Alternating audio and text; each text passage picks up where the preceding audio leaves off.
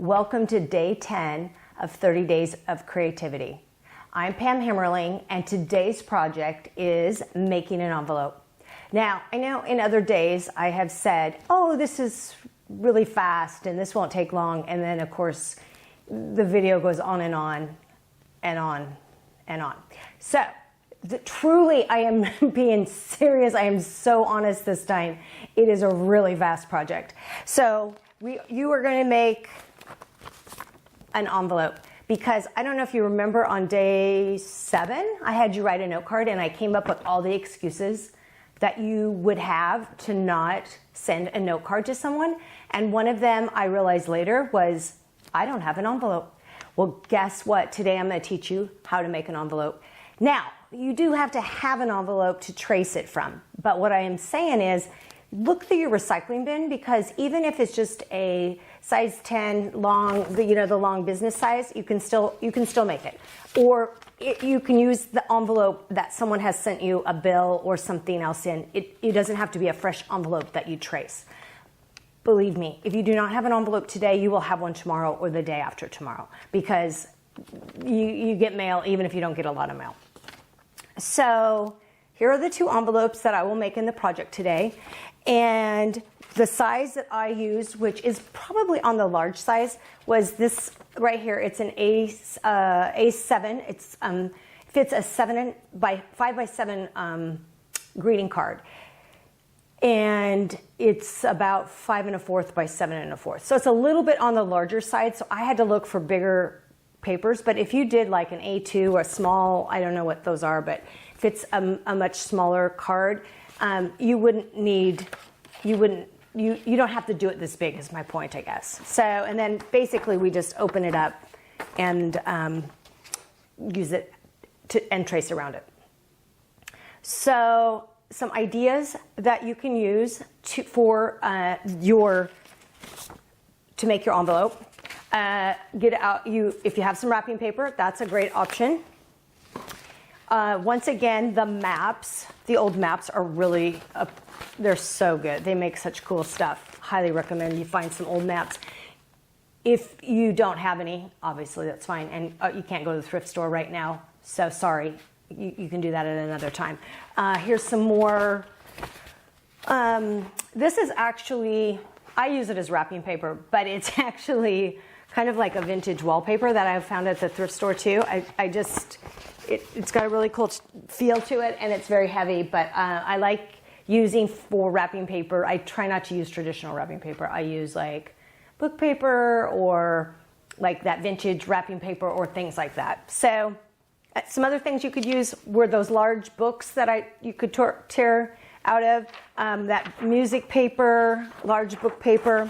Now, I don't know how large your magazines are, and maybe you don't even get magazines because you just read them online, or you just look at some Pinterest or some other things for inspiration. But I will tell you, the Real Simple magazine was just about large enough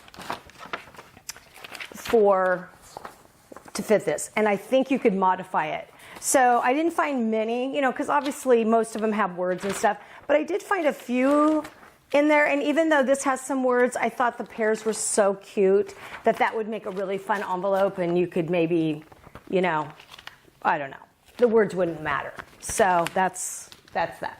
Then the other thing is just large sheets of scrapbooking paper. Obviously, I have mentioned before that I am a paper hoarder, so I have never scrapbooked. Okay, so why do I have so much scrapbooking paper? That is a very good question. I did use it to make cards and to do different things with, but yikes, a lot of scrapbooking paper. So just my obsession with paper, once again, this is bringing it out because I'm digging through for supplies and I'm finding, wow, there's a lot of stuff that probably needs to go away. So that's part of the intervention that will happen at some point, I think. So what else you'll need? Some scissors, a pencil or a pen to trace. I have this nifty little thing called a bone folder, which helps make creases. You do not need it. You can use a ruler. You can use your finger, which is mostly what I used during this in the video. If you want to be exact, you're welcome to use a ruler and draw straight lines. I just kind of loosely traced around the envelope. Close enough was my motto. If you're a perfectionist, great, you go for it. The other thing I used was glue. Now, if I had some really good, this is a place where I probably would have used a glue stick if I had a glue stick that was not completely dried out. I think it would have been, this would be a great place for it, because when you do seal it, that would be so cool just to have your little line of glue stick and then close it up. So I'll have to use glue because I don't have a glue stick unless I don't use these in the foreseeable future, or unless I order some off Amazon or something like that. So I just want to say, I hope all of you are staying healthy. I know this is hard to be at home. I know that these are challenging times for all of us. I just want you to think about embracing some of the creativity that we're doing. I gotta say, I've been kind of doing some research since I started this on the health benefits of creativity, and it's surprising. I mean, research has shown that it helps with your mental health. It reduces depression. It boosts your mood. It decreases negative thoughts. You know, it's shocking to me, but I think what happens is when you're in the midst of making or doing or being or singing or dancing or knitting or whatever it is that you're doing, we're not thinking about how miserable we are and how terrible it is to be at home. So I just really want to encourage you, if it's not this creative, these creative activities, that you find something else that really resonates with you and that is something that you can do, because I believe during this time that we all need something to embrace and something that can provide us some freedom from our negative thoughts and kind of as a refuge from, even just the news and the outside negativity that kind of is coming in, because we all feel it. So I just hope that you have enjoyed these and that you embrace your creativity, because you are creative, my friend. I just want you to know that you are. And don't let any of those thoughts that you're not creative fester up, because you truly are. So thanks for watching. I appreciate you being here. Enjoy day 10 of 30 Days of Creativity. I'll see you next time. So I have chosen the papers that I'm going to use, which is the map paper again. Obviously that's a favorite from the last project I did a couple days ago with the map that turned out so nicely, covering the file folder. And then I'm going to choose a piece of scrapbook paper. This is not typically a pattern or design I would use, but I'm thinking this might look really cool on the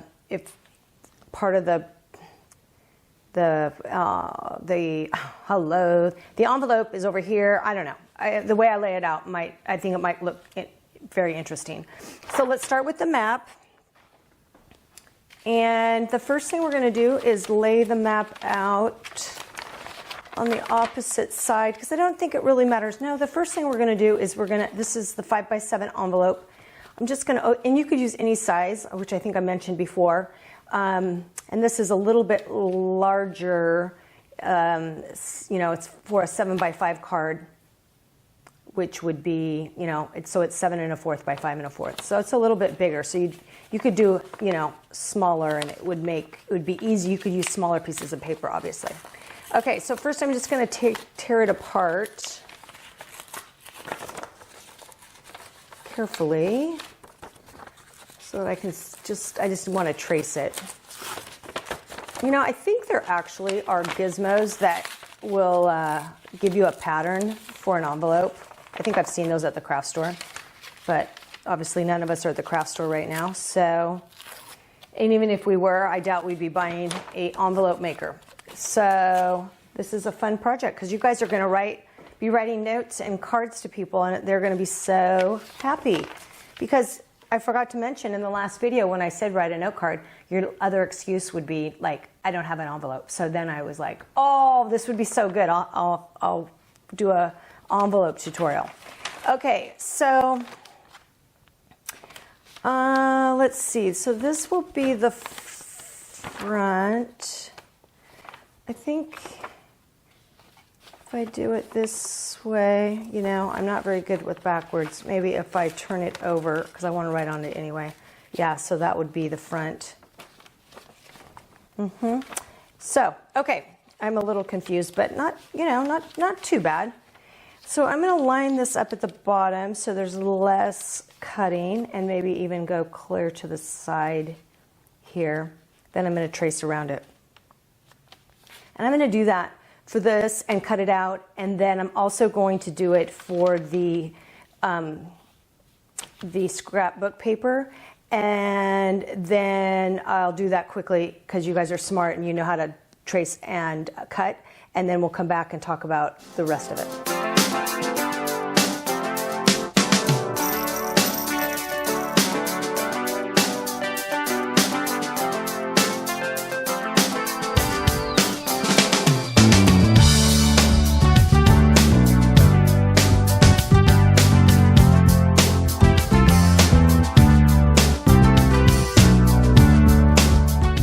Okay, so this is, both of these are done. So the next step, let's start with our map, is to just fold in these flaps. Also, I want you to notice on these cutting, this was not like, we're not talking professional cutting. This is an envelope, people. So if you're looking for like perfect, and you can definitely use a ruler, and you can do perfect if you want. This is just like a fun project and close enough. So just think of it that way in case you're going like, wow, her cutting, her tracing, so bad. Yeah, it is actually. So, and my folding will be equally as bad. I do have this little nifty thing called a bone folder, which maybe I'll use. This would be a great time to use it because I think this is what it's for, well, I know that's what it's for, so I don't know why I'm acting like, I don't know what this is for. I don't know why it's in this room. I know why it's in this room. It's to fold, to help you get a nice crease on your paper. Now, that is a little funky there. Let's just go in a little bit. There we go. It's not straight, but that's okay. This paper is old and kind of warped anyway. Okay, so then we're just gonna, okay, so we fold in the sides, which you can see here, that's very natural. And then the bigger flap is the bottom. So now I'm just gonna fold that bigger flap up. Close enough where the ends kind of meet there. I think that's about right. Okay. And then the top flap would fold over like, yes, like this. Okay. So, whoa, you got your cool card. Okay, so I'm going to do the other one. Then what I'm going to do is I'm just going to dab glue. You could use a glue stick here. I'm going to use glue because my glue sticks are a little bit dried out. I'm going to put some glue here and then we're almost done. So, perfect.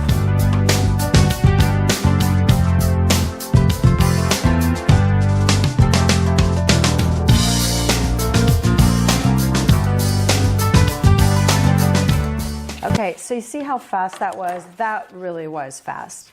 So the hardest part will be, you know, finding the papers that you want to use. Now, you do need to have either a label, or what another idea would be just to cut a piece of paper and tape it or glue it on. I actually have these labels, so I can just stick the label, you know, where I'd like it to go, and then I can write the address on there. I think that is great. And this one turned out just the way I was hoping it would, which is, it's very unique, which I would not have chosen that paper normally. So there you have it. Truly a quick and easy project. this was not something that took very long, and it's a great and fun, unique way to receive, would be a fun way to receive some mail or a card in the mail to someone, to just brighten up and cheer up their day. And this is really fun, these maps, particularly if it had some meaning to someone. So have fun, make a couple envelopes if you do not have envelopes, and then just tuck your little note card in there and you will be good to go. So thanks for joining me for day 10 of 30 Days of Creativity, and I will see you next time.